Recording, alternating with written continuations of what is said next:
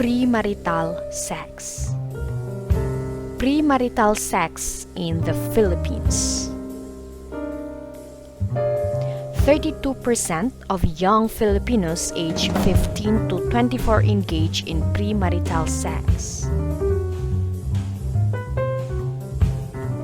36% of young men and 29% among young women engages in premarital sex. All in all, 41% belong in NCR. There is higher level of PMS among young people aged 20 to 24 than the 15 to 19 age group.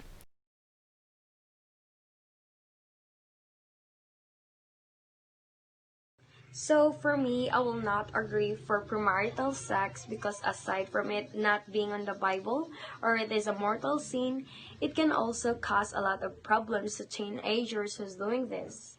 Some examples are unwanted pregnancy, poverty, family problem, and social disapproval or judgment from people around them.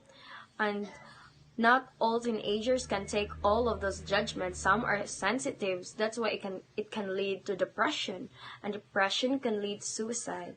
So do I agree with the thought of premarital sex? Well, based on religious beliefs, it is not allowed to engage in such things like that. But as you go through science, it's natural, it's human nature. People engage in that thing whether you're married or not. And all I can say is that premarital sex is okay. It's just that acceptance. It's not always. It doesn't mean that you're not virgin already. You don't receive respect from someone you have to marry or you are going to marry, because what's more important in marriage is the love, the respect you give towards your partner.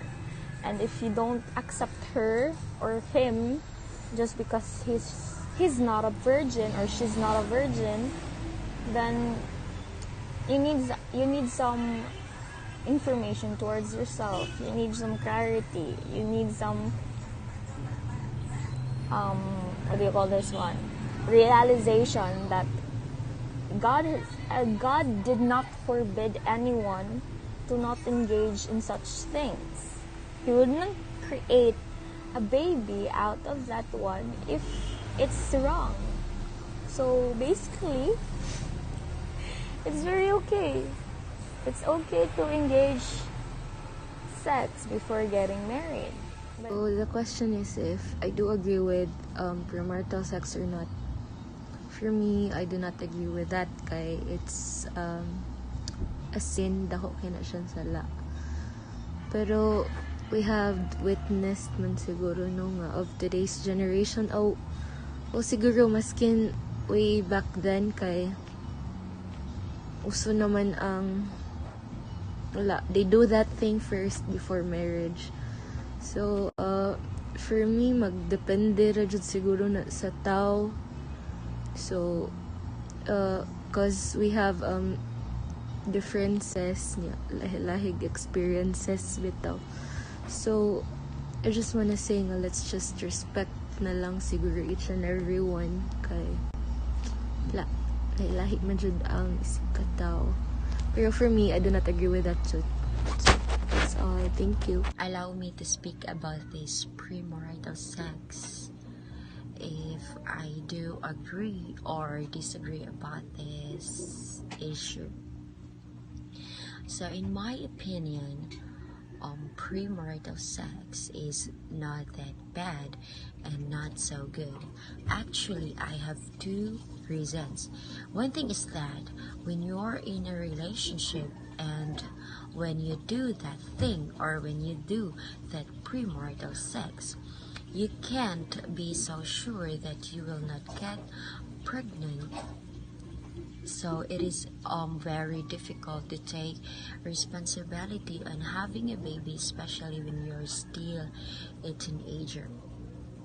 Because when you're still on that age range, it is completely understood that you are still depending on your parents. So, when you get pregnant, of course, it is your parents' responsibility, not yours. In addition, when the baby grows up and he or she knows about it, maybe he feels sad. The second thing is that it is a good relation to have sex with your partner because you can confirm love. Actually, uh, I didn't mean that having sex or doing that thing with your partner is one of the requirements so that you will know that he or she loves you. But what I mean is that um, having sex is part of a relationship. So, Hi, I'm Margie Bakal. I'm 19 years old. Do you agree premarital sex? I disagree about premarital sex. When the topic itself speaks about the teenage pregnancy, single parents who have left by their partner and leads the huge problems into poverty of the country. Why poverty? It's because when our population increases, the finance of the government to the community has been lessened. I should say that there are lack of family planning as well. Oh. Hi, my name is CG Kibor and I'm 15 years old. Do you agree premarital sex? Ang para sa ako gid nga kanang apong tana kay murag agree jud ko ana kay daghan mo gud babae nga mabiara sa laki iniguman nila ex niya. Maglisod ba gyud ta kandol ana kung ikaw ra isa magbuhi sa imong anak niya. Para sa ako gid ganahan ko kanang marriage before sex kay para sure gid nga makita gyud nato ba nga nagigugmaay gid sila sa isig usa ba. Yeah, and that's all. Thank you. My name is Giancarlo Bucal. I'm 17 years old. Do you agree premarital sex? For me, I disagree about the premarital sex in our dance of teenager right now. As we observe, a lot of issues, especially teenage pregnancy, has been rose up caused by the values, beliefs, aspects, family issues, influence, and most importantly, lack of self-awareness of every teenager. Premarital sex has that always looking about the fun. It talks about the obligation. But as we focus on the society, premarital sex has been agreed by the community for it is the moral values and the start of a new family. As we allow to encourage everyone to agree about the premarital sex. We did not take an insight and observation that leads to poverty of our community due to the lack of discipline and self-learning. Thank you. Uh, can I ask you something about more confidential about the one of the issue in the Philippines, which is the premarital sex? Do you agree or disagree? So, if you don't mind, would you introduce yourself before answering the question? Okay, I'm Luvili Sumalinog and I'm 17 years old. I disagree of that kind of issue in this generation. Why? Like, for example, sa mga uban ng mga kabataan nila nga mas giuna nilang sex while they are young.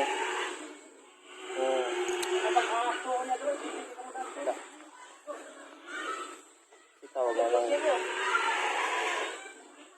maagang pagbubuntis. Like, Then, what if mabuntis tong baji, bata ko, wa mo'y tarong trabaho. Saan yung pagbuhian na sa imong maanak. Wa kay tarong trabaho, sayo po nabuntis yung masayo kag amahan. so that's the point to So what if why trabaho no?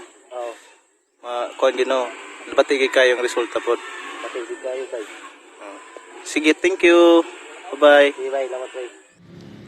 Well, of course, I would definitely disagree to premarital sex because it is an immoral thing to do. And I believe that sex should be done after marriage, and it should be done after you exchange vows to your partner in front of God. Dili ko agree sa premarital sex kay mas gana gayud ang feelings na kasal ang una bago mag-sex. Isa sa patakaran sa among pamilya kana daghan salamat. Is dili ko agree sa premarital sex kay tungod since we are a Christian, kabalo naman ta sa kuan sa Ginoo nga before mag-sex kailangan sa gyud makasal. So for me as isa ka babae, importante sa kong virginity kay mao niya to ang pinakadako nga regalo sa atong bana pohon.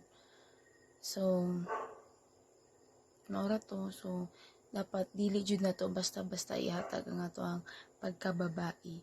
So if ever man mahatag, so dapat jud sa ato ang mabana. Thank you. Salamat, miss. So, do you agree sa kanang yung premarital sex? Yes, I agree because sex is a biological needs of humans.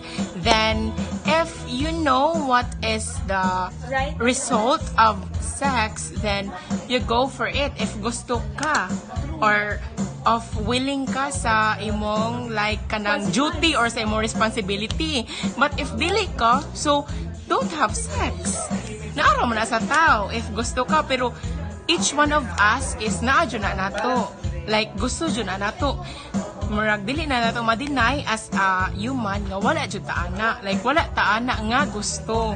Naa dyan na nato each one of us. So naa dyan na nato. So yes, agree ko sa premarital sex because it is a biological need. True. Yay! Sag ako mo agree. So, mo agree ka sa premarital sex? Yes, of course. Dili, of course, kay, it's your own decision. So, of course, it's kana imo nang thinking if mo go ba ka or dili. And then, it's your choice, it's your own consequence. You already know the consequence and the kana, pros and cons. So, if makibawala ka sa pros, di, go! If cons, of course, if makabala ka sa cons, mag-think sila ka sa cons. So, of course, if makating sa cons, unsa man, would you rather risk the cons or not? So, if yes, then go. If not, then no. So, that's the question. Yes or no? No! Ako agree. So, mo agree ka sa about sa mga premarital sex? If my own opinion, I will agree. If you just know the basic sexual education, we have sex education. That's the sole purpose of sex education, so that you will know the like basic and the premarital sex. So that's why we really need the sex education in our system. Yeah, thank you. So, do you agree sa issue ng premarital sex?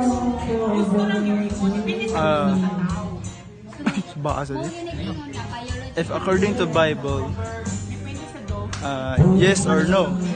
So why is yes? Because in times in Adam and Eve, there is no marriage man, so they do a premarital sex. Then after reading the Bible, then you can say no because you need a marriage to sex. Moro. So, kanang mo agree ka sa kuhan sa premarital sex? If Bible is if sa atong generation from butang na tag Gen Z, most of the youth moingon jud sila nga